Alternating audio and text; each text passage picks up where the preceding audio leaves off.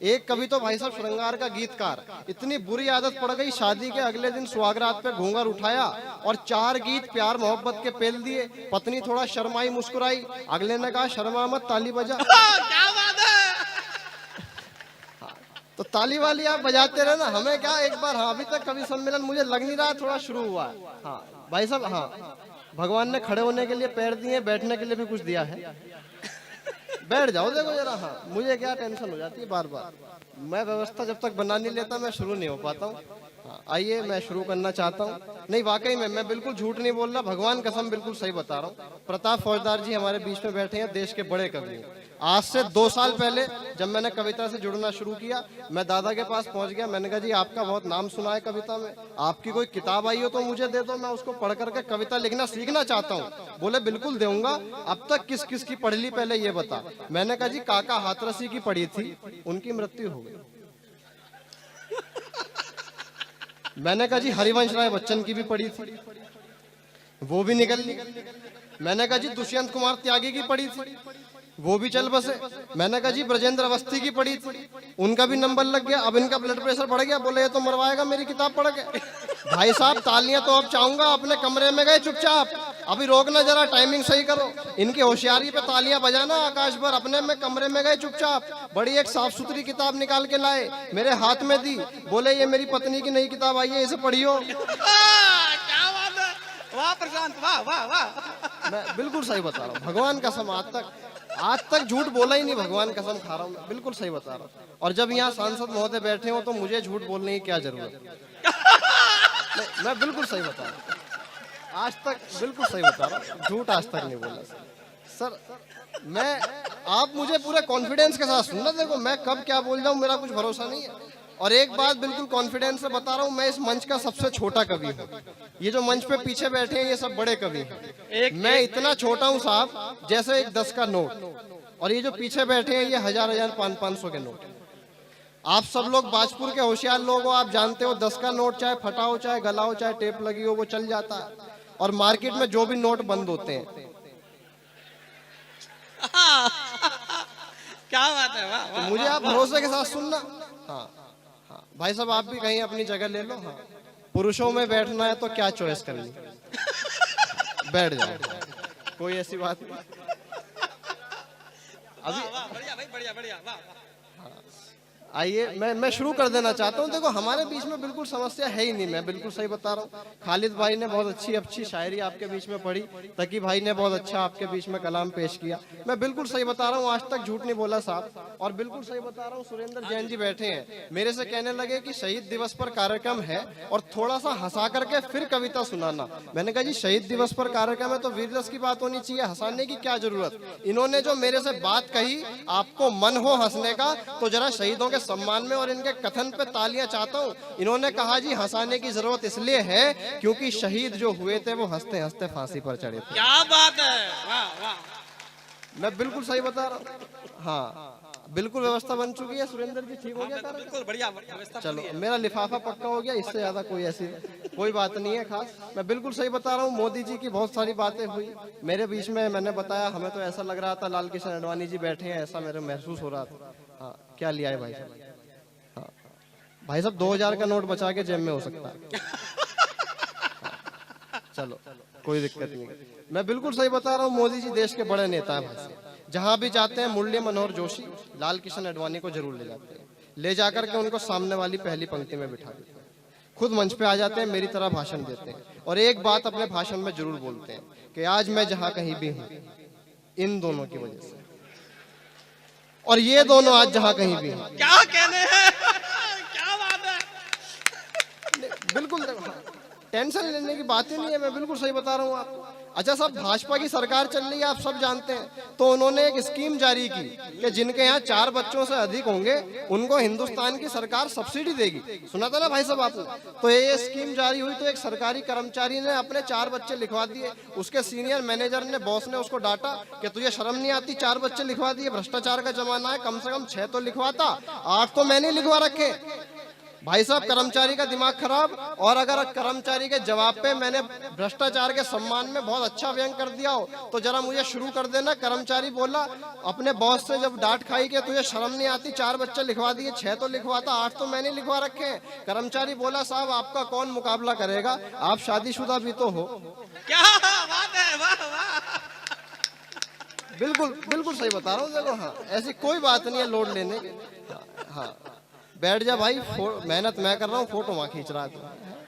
ऐसे ही हो रहा है हिंदुस्तान में, बनाया जा रहा है आजकल। हाँ, कुर्सियां जितनी भी पीछे खाली हैं जल्दी ले लो, पता नहीं भाजपा वाले कब ले जा। आजकल ऐसे ही हो रहा है हिंदुस्तान में।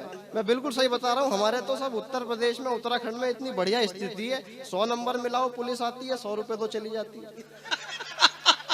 कोई दिक्कत नहीं हमारे। मैं बिल्कुल सही बता रहा हूँ, आज तक झूठ नहीं बोला, मैं सही बता रहा हूँ सर। बताया गया मैं बीटेक पास आउट हूँ। जब मैं बीटेक में सर कॉलेज जाता था तो मोटरसाइकिल से जाता था सुबह सुबह। तो एक दिन मेरे को सुबह सुबह चौराहे पे रोक लिया, मेरे पास हेलमेट नहीं था, बोला साइड में लगा ले, तेरा 2000 रुपए का चालान कटेगा। मैंने कहा यार चालान कौन कटवाए, मैंने जेब से 100 का नोट निकाला, उसकी जेब में रख दिया। बोले ठीक है जाओ। मैंने कहा यार एक बात बताओ, अगले चौराहे पे फिर कोई पकड़ लेगा, फिर 100 रुपए का नुकसान। बोले एक काम करना, आगे कोई पकड़े तो उसके कान में बोल देना पेप्सी। मैंने कहा ये क्या बात है भाई साहब, मजे की बात। अगले चौराहे पे पकड़ लिया, मैंने कान में बोला पेप्सी, भाई साहब छोड़ दिया।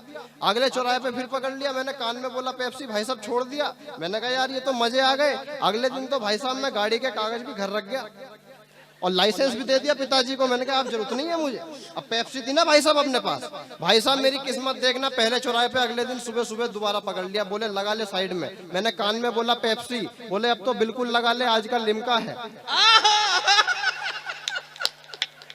बिल्कुल सही बता। हाँ कोई ऐसी बात है, क्या बात है। हाँ देखो हाँ खुल, हाँ अच्छी तरह हंसो आप। हाँ आप लोगों को हंसाने के लिए हमें बुलाया है, रुलाने के लिए तो आपके रिश्तेदारी काफी। कोई ऐसी बात नहीं, आइए मैं शुरू होना चाहता हूँ और बिल्कुल आपके बीच में कोई ऐसी बात नहीं करूंगा। आज बिल्कुल तकी भाई ने बिल्कुल सही बताया, हमें बिल्कुल आज बहुत कम पेमेंट पे बुलाया गया। और ऐसा नहीं है कि वाकई में कम पेमेंट पे बुलाया गया है, पेमेंट एक्चुअल में है ही कम हम लोगों की। मैं सही बता रहा हूँ भाई साहब, मैं तो ट्रेन में जा रहा था मैं तो भाई साहब ट्रेन में जा रहा था आगरा में, AC 2 टायर में ट्रेवल कर रहा था भाई साहब। ऊपर वाली सीट पे बैठा था तो मेरे नीचे वाली जो सीट थी आमने सामने की, उस पे 2 लड़कियां लेटी हुई आपस में बात कर रही है, आप आनंद लेंगे। पहली वाली दूसरे से पूछती है भाई तुझे शादी में कैसा पति चाहिए। दूसरी बोली भाई मुझे तो करोड़पति चाहिए। दिमाग खराब, बोले यार 1 करोड़ का एक पति नहीं मिला तो?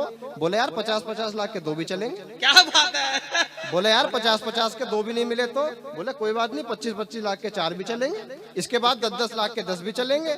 मेरा दिमाग खराब, मैं नीचे उतरा, मैंने कहा जब 100 रुपए पे आ जाओ एक नाम मेरा भी लिख लेना।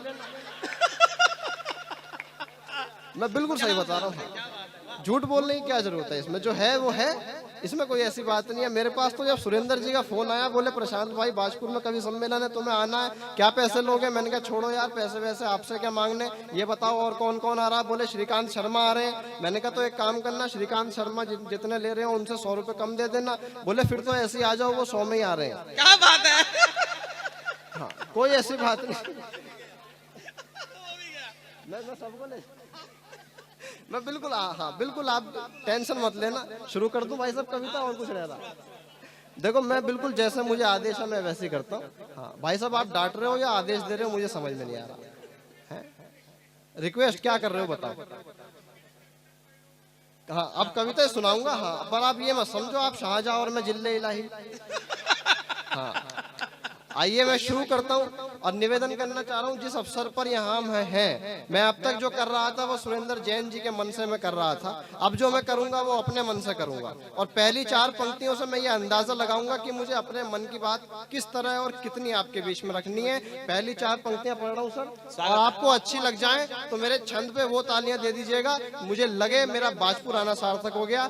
आज के इस कार्यक्रम की शुरुआत में अपना काव्य पाठ 4 पंक्तियां पढ़ रहा हूँ देश के एक महान क्रांतिकारी के नाम, और लग जाए उसके प्रति आपके दिलों में सम्मान बसता हो तो जरा हाथ खोल लेना। पहला छंद सुनिएगा कि बिगड़ी हवाएं सारी, बिगड़ी फिजाएं सारी, आपसे बची है अब आस, चले आओ ना आखिरी पंक्ति में जिस महापुरुष का नाम आ जाए आपको लगे उसके सम्मान में घंघोर तालियां होनी चाहिए, तो हाथ खोल लेना, बिल्कुल शर्माना मत। आज की रात आपके नाम। बिगड़ी हवाएं सारी, बिगड़ी फिजाएं सारी, आपसे बची है अब आस, चले आओ ना, कोई ना बचाने वाला, रास्ता दिखाने वाला, आप पे है पूरा विश्वास, चले आओ ना। देश में अंधेरा छाया, दिल भी है घबराया, विनती है लेकर प्रकाश, चले आओ ना। आप तैयार रहिएगा।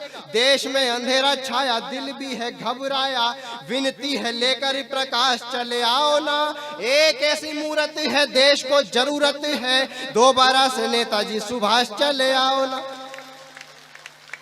एक ऐसी मूरत है देश को जरूरत है, दोबारा से नेताजी सुभाष, चले आओ ना। जिस भी शहर का शहीद कोई सैनिक हो, मशहूर साथ में वो शहर हो जाता है। खालिद भाई आपने एक बात कही बहुत अच्छी, भगत सिंह पहले भी जिंदा थे, अब भी जिंदा है। वहीं से एक बात उठाता हूँ, अपनी बात रखना चाहता हूँ। लेकिन हिंदुस्तान में होता है क्या है सर, कोई कहता है वंदे मातरम नहीं गाएंगे।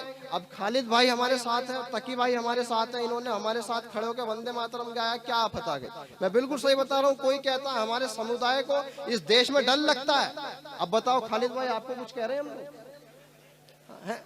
कोई बात है मतलब ये 2 घंटे हो गए, बहुत बढ़िया सब कुछ चल रहा है, कौन सा डर है साहब? आमिर खान कह रहा मेरी पत्नी को इस देश में सुरक्षित महसूस होता है। दादा एक हल्की टिप्पणी कर रहा हूँ लेकिन मजेदार है। आमिर खान की पत्नी को डर लग रहा है साहब। मैं एक प्रश्न पूछना चाहता हूँ, मेरे प्रश्न पे आनंद आ जाए तो जरा हाथ खोलना। आमिर खान की पत्नी को जब डर लगा, मैंने एक प्रश्न किया, मैंने कहा यार एक बात बताओ, जिस देश में सनी लियोनी भी सुरक्षित है। क्या बात है, क्या बात है, वाह वाह, क्या कहने हैं? उस देश में और किसी को क्या खतरा?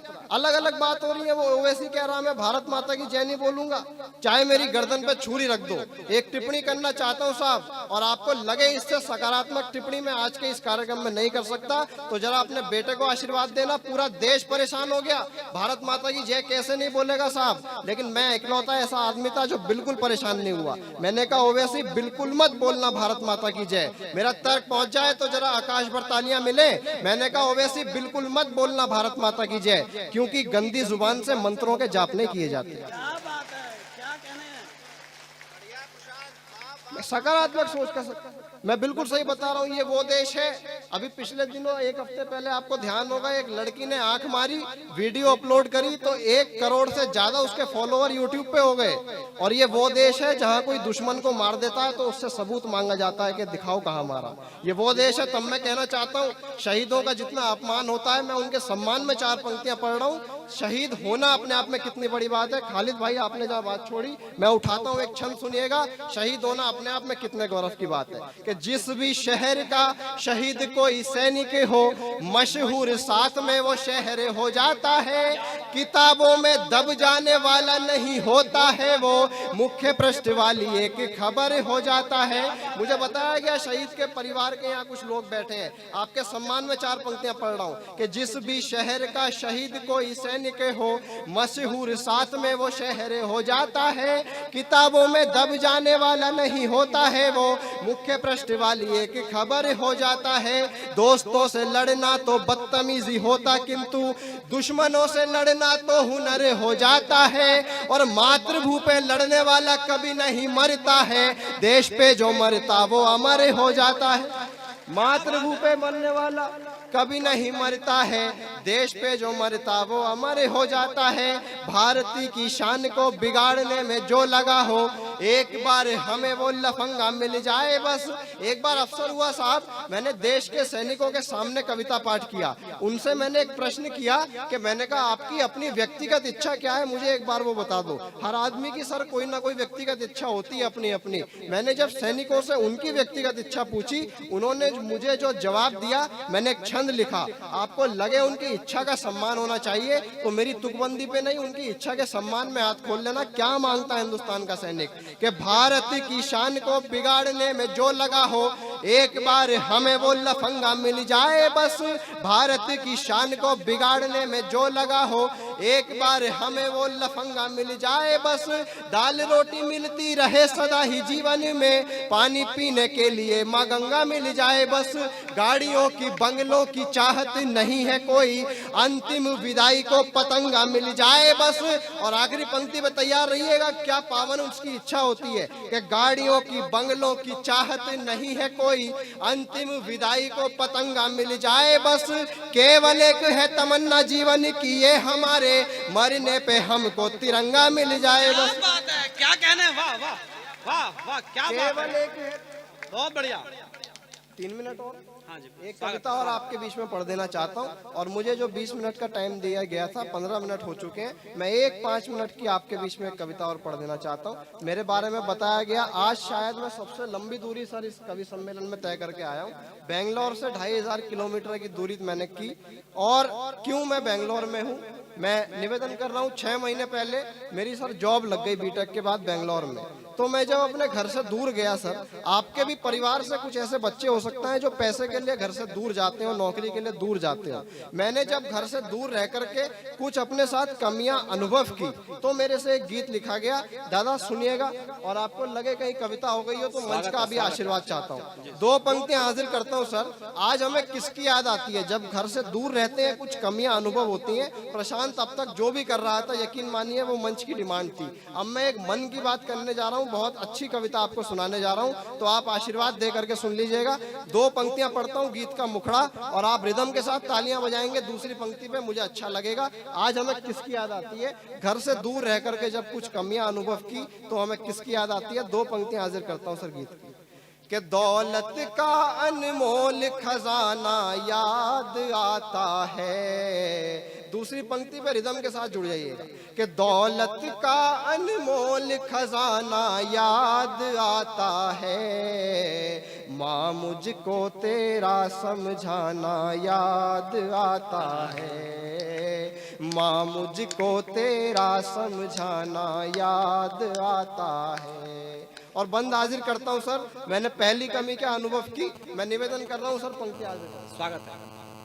कि भूख न होने पर भी माँ भर पेट खिला देती थी। एक एक पंक्ति महसूस करिएगा क्या कह रहा हूँ। कि भूख न होने पर भी माँ भर पेट खिला देती थी, सूखे चावल होने पर वो दाल मिला देती थी, रोटी पर ज्यादा से ज्यादा घी चिपड़ा जाता था, हाँ तब तक चूल्हा जलता था जब तक मैं खाता था। लेकिन आज क्या होता है, मैं अपनी पीड़ा पेश कर रहा हूँ। हाँ तब तक चूल्हा जलता था जब तक मैं खाता था, खूब कमाने पर भी अब मायूस हो जाता हूँ, आज मैं जब दफ्तर से आकर भूखा सो जाता हूँ, तो मुझको वो घर का खाना याद आता है, माँ मुझको तेरा समझाना याद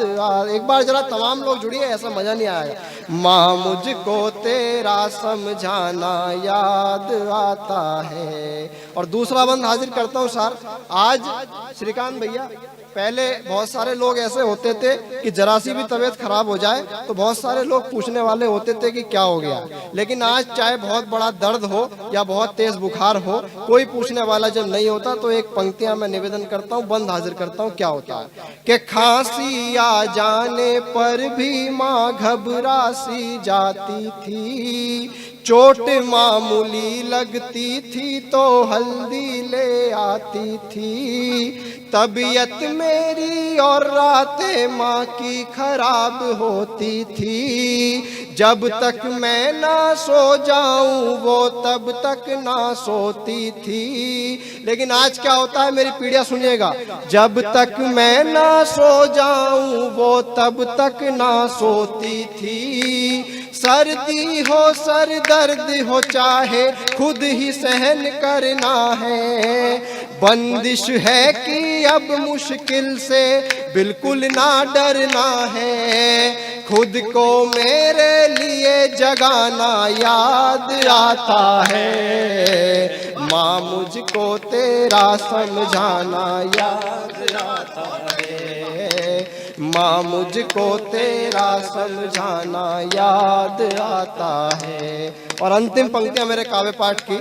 और दादा कुंवर बेचैन जी बैठे हैं जिनके ऊपर 30 से 35 लोग पीएचडी कर चुके हैं। सर मेरी कॉपी जांचिएगा, अगर मैंने हिंदी कविता में एक नया प्रतीक दिया हो, घर से दूर रहने के बाद श्रीकांत भैया एक कमी और होती है, और वो क्या होती है, आज जब मैं घर जाता हूँ 2-3 महीने में एक बार, तो मेहमान बना दिया जाता है, बेटा तुम्हारे लिए क्या लाया, कुछ चाहिए तुम्हें। आज से 6 महीने पहले जरा सी भी गलती हो जाती थी तो भयंकर डांट पड़ती थी, जूते यहाँ की छोड़ दिए, कपड़े यहीं फैले पड़े, लाइट जली छोड़ दी है। आज कुछ भी हो जाए साहब कोई कुछ नहीं कहता। तब मैं 4 पंक्तियां पढ़ता हूँ, निवेदन कर रहा हूँ अंतिम बंद इस कविता का, मुझे इसी आशीर्वाद के साथ विदाई दीजिएगा। नौकरी और पैसे ने बीच में आकर के क्या रिश्ता कमजोर कर दिया है, मैं निवेदन कर रहा हूँ। पहले क्या होता था, अब क्या होता है कि कोई सुख दुख होता था तो बांटा भी जाता था, गलती होने पर समझाया डांटा भी जाता था, कपड़े गंदे होने पर मुझको धमका देती थी, मैली से मैली कमीज भी माँ चमका देती थी। लेकिन आज क्या होता है सर, मैली से मैली कमीज भी माँ चमका देती थी, घर जाता हूँ तो मुझको मेहमान बना देते हैं, अपनी सारी पीड़ा से अनजान बना देते हैं, बात बात पर वो हड़काना याद आता है, माँ मुझको तेरा समझाना याद आता है। बहुत शुक्रिया, बहुत धन्यवाद। शहीद दिवस पर एक बार तमाम लोग